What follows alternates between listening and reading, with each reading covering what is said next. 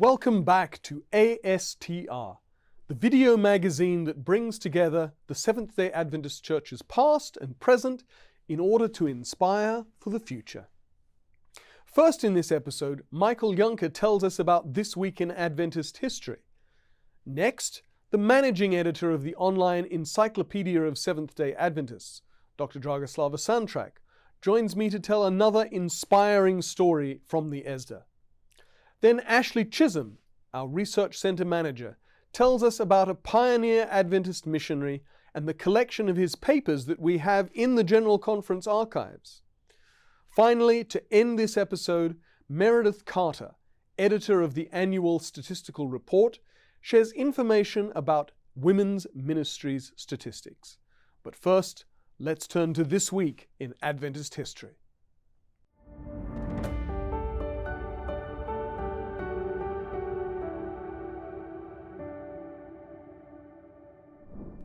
This week in Adventist history, we look back at the life of one of our foremost pioneers of the African American community, Charles Marshall Kinney. It was near the end of September 1878 when Kinney discovered the Sabbath for himself and first observed it. Thereafter, he began a new life in Christ, whom he served faithfully, including as the first ordained African American minister of the Seventh-day Adventist denomination. Born on April 1, 1855, to Andrew and Lucy Ann Kinney in Richmond, Virginia, Charles lived his first 10 years in Virginia in what became the capital city of the Confederacy during the American Civil War. Sometime after 1870, Andrew Kinney and 3 children, Philip, Charles, and Ida, left Virginia in search of a better life in the West, ending up in Reno, Nevada. Like the Apostle Paul, Charles was no stranger to practical skills and first earned a living in Reno as a barber, a skill he learned from his father. But it was during the summer of 1878 when Charles's life changed forever, for John N. Loughborough gave a series of evangelistic talks, and a woman named Ellen White also stopped by and spoke about the love of God. Charles accepted the Adventist message and never forgot Ellen White's sermon. He kept his first Sabbath on the last Saturday of September 1878 at the age of 23. He was one of 7 charter members and the only black member of the Reno Seventh-day Adventist Church. He became active in the Church Tract Society and by 1882 was state secretary for the Nevada Tract and Missionary Society. Though the Nevada membership was not large, this was a position of high responsibility in an era when T&M, or tract societies, not conference departments, were the primary agencies for organizing members for personal evangelism and outreach. His reports, published in the Review, revealed a conscientious and meticulous secretary, zealous of his new faith. They also reveal that Kinney sent literature to and corresponded with interests from all across the nation. He seems especially to have focused on friends and acquaintances from his home state, Virginia. In May 1881, he reported, "A colored teacher in Richmond, Virginia, has accepted the truth as the result of receiving signs from our society with correspondence, and others are interested."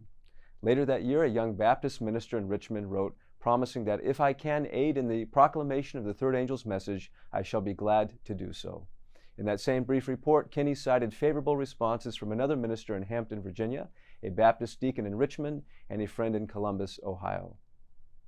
In the summer of 1885, Kinney, sponsored by the California Conference, began evangelistic labor in Kansas, a popular destination for black migrants from the South after the Civil War. Kinney showed remarkable determination in pressing on with the mission to his people despite the obstacles of ignorance, superstition, and poverty. Focusing even more on canvassing, Kinney also extended his labors to a new state, Missouri.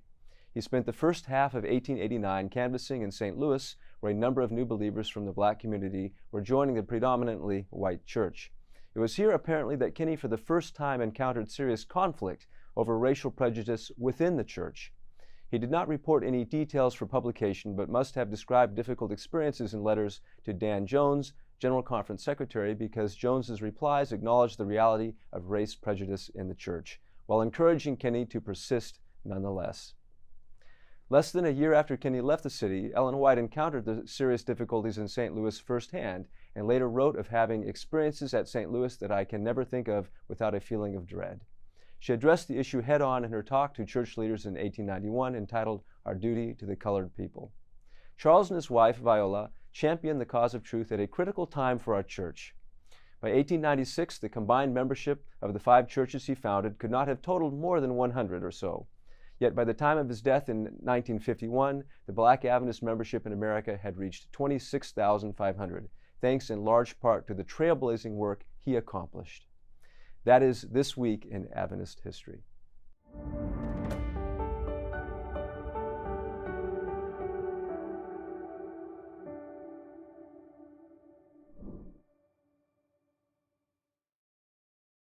You can find research findings on many different topics relating to the Adventist Church at adventistresearch.info. Sign up for the ASTR research newsletter, explore our blog, and read original research reports. All available at adventistresearch.info. That's adventistresearch.info.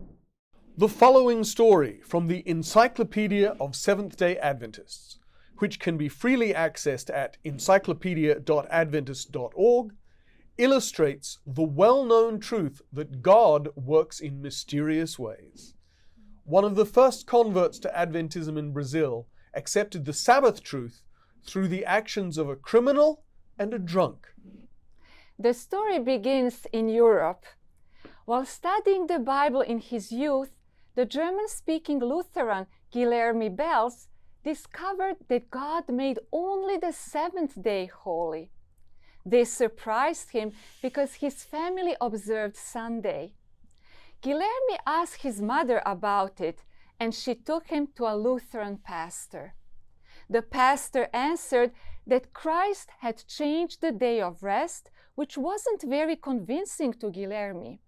However, pressed with various life matters, he set aside the subject.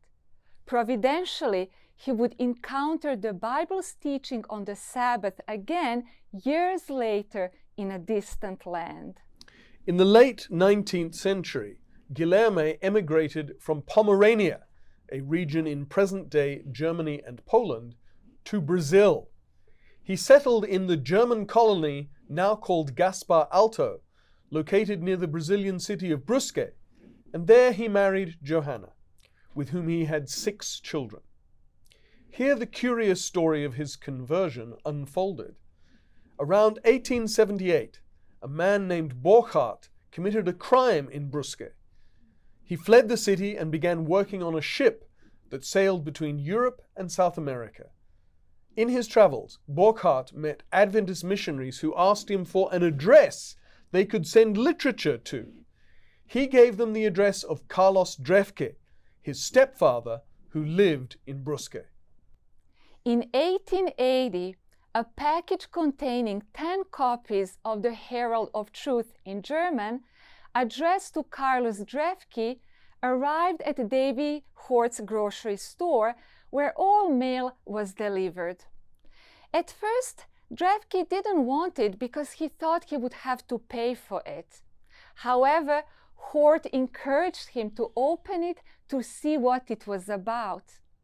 Finding magazines in the package, Drefke distributed them to 9 people who were interested in the subject, and they received each new issue that came.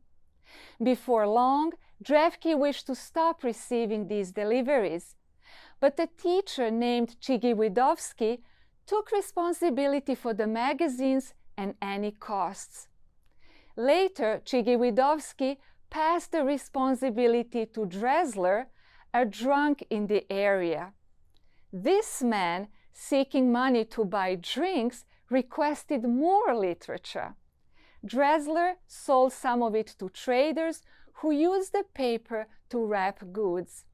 This is how the Adventist publications reached Guilherme Belz. After shopping in Brusque, Guilherme noticed that the wrapping papers for his purchased goods bore German printing. He read it and pondered the information it had for several weeks. After a while, he came across a German translation of Uriah Smith's book, Thoughts on Daniel, which also dealt with the same subject as that on the wrapping paper. A chapter title caught Guilherme's attention: The Papacy Changes the Day of Rest. Comparing the content of the materials to the Bible, he concluded that Sunday observance was a human tradition and that the seventh day is God's Sabbath. On the Saturday, after coming to this realization, Guilherme couldn't eat his breakfast because he didn't feel comfortable going to work that day. When Johanna asked him what was wrong, Guilherme explained about the Sabbath. He decided not to go to work and invited his wife and his younger children to join him in honoring God. Although they didn't accept it immediately because they didn't understand the matter, they observed the first Sabbath soon after, around 1890. His older married children didn't accept it easily. Emilia, the oldest, never accepted the Adventist message. But the Adventist community records the Belz family as the first Sabbath keepers in Brazil before any Adventist missionaries arrived in the country. Through the testimony of the Belz family, their neighbors began to keep the Sabbath. Around 1894, these Sabbath keepers were discovered by Albert Bachmeier, an Adventist literature evangelist. Albert shared his discovery with the missionary W.H. Thurston, who had recently arrived in Rio de Janeiro. Thurston contacted Frank Westphal, the first ordained pastor who worked in South America and who was in Argentina at that time. Westphal arrived in Brusque on May 30, 1895, and baptized the converts who formed the first Seventh-day Adventist Church in Brazil. In this photo, you can see the house where the first Adventists gathered for worship in Gaspar Alto, and here is how the church building looks today. The church building was founded on March 23, 1896. The interior of the first church building has been pretty much preserved as shown in the following photographs. God had his way to lead a seeker to the truth. Through unusual instruments, he provided means for the gospel to come to Guilherme and Johanna Belz. Today in Brazil, there are about 10,000 Adventist churches and 2 million Adventist church members.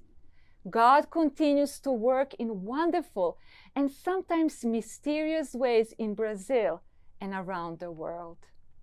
We invite you to read more about the growth of the Adventist Church in Brazil and also in other countries worldwide. Check the Encyclopedia of Seventh-day Adventists at encyclopedia.adventist.org for articles on Adventist missionaries, institutions, and other organizations in your country. That's encyclopedia.adventist.org. Walter Conrad Wilhelm Ising was born March 30th, 1881 in Danzig, Germany.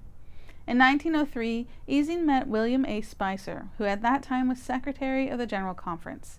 In 1904, Ising was baptized into the Seventh-day Adventist Church in Berlin, Germany, and he began studies at the German Foreign Mission Seminary in Friedensau. From 1905 to 1908, Ising served as Secretary of the German Union Conference. During this time, Walter married Frieda Schlegel, a nurse and Bible worker. He also began editing the German paper Zion's Wichter. Ising was ordained in March 1908 in Hamburg, Germany. During that year, he was appointed to lead the church's newly established mission station in the Middle East as director of the Syrian-Egyptian mission. He, Frieda, and their daughter Dorothea arrived in Beirut, Lebanon in April 1908, where he taught Bible classes and studied Arabic.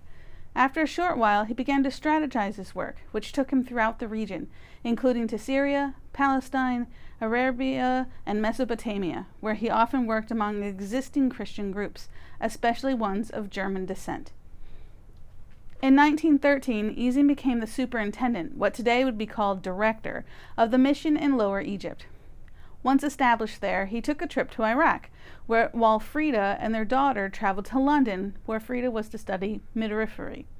After World War I broke out, the British interned Walter throughout the war's duration on the island of Malta, and Frieda worked as a nurse in England. They were not reunited until 1919, when both returned to Germany. According to his obituary in the review, Walter never fully recovered from the poor treatment he received during his internment. In July 1920, Walter Ising was elected secretary of the European Division. In this role, he first lived in Denmark and then in Switzerland, where the Ising son Conrad was born. As part of his work, Ising visited the Middle East, particularly what today is known as Salt Jordan.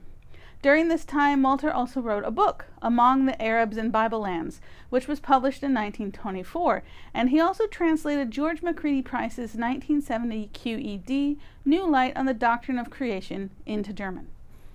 In 1928, the Isings were called back to the Middle East, where Walter became the superintendent, or president, as we would say today, of the Arabic Union Mission. In 1937, they returned to Europe, where Walter served briefly as the secretary of the Central European Division.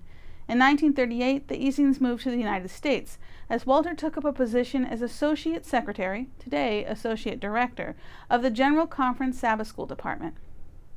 From 1946 to 1950, Ising worked as a General Conference Field Secretary and was responsible for at least part of the work of the Displaced Persons Committee, helping to relocate Europeans displaced by World War II.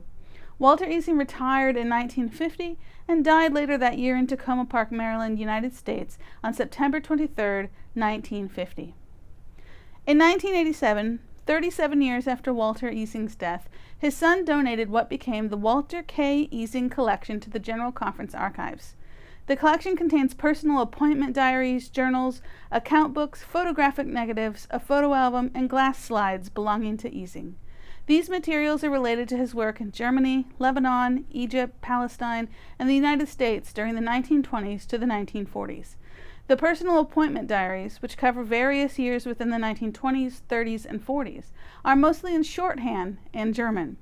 The photo album and glass slides are mostly from the 1920s and 1930s and document life in the Adventist mission stations in the Middle East, including travel, meetings, and landmarks.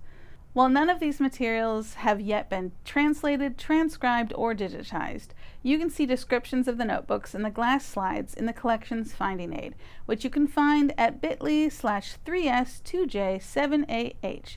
That's the collection's finding aid that's on our main website, adventistarchives.org. Welcome to the latest statistical nugget from the ASTR Data Collection and Publication team. For today's statistical nugget, we will talk about the world statistics of the Women's Ministries Department and its impact in the Seventh-day Adventist fulfillment of the Great Commission. The Women's Ministries Statistics Table was last reported in the 2019 Annual Statistical Report, but is still being collected annually by the Office of Archive Statistics and Research and continues to be compiled and analyzed for statistical purposes. For evaluation and comparison, a number of categories have seen an increase from 2011 to 2021. The following increases are noted over the decade. In reclaimed members, 24%. Series of evangelistic meetings, 286%. Training seminars, 151%. Other meetings, 47%. And non-SDA women attending retreats, congresses, 21%. On the other hand, some categories have seen a decrease in the last 10-year span. These are in the areas of baptism, 23%, retreats and congresses, 13%, SDA women attending retreats, congresses, 45%, and the number of scholarships awarded, 18%. Analyzing statistics certainly help us recognize where we are thriving and where we have opportunities for growth. Visit women.adventist.org to learn more about the work and programs of women's ministries as well as many of their resources. And for more information on world statistics of the Seventh-day Adventist Church, go to adventiststatistics.org. That's adventiststatistics.org. Thank you so much for watching the latest episode of ASTR. If you've enjoyed it, please like and subscribe on YouTube and tell your friends about it. And consider following us on Facebook, Twitter, or Instagram. Just go to the respective app and search for Adventist Archives. Join us again next time as we share more information and inspiration from Adventist history and today.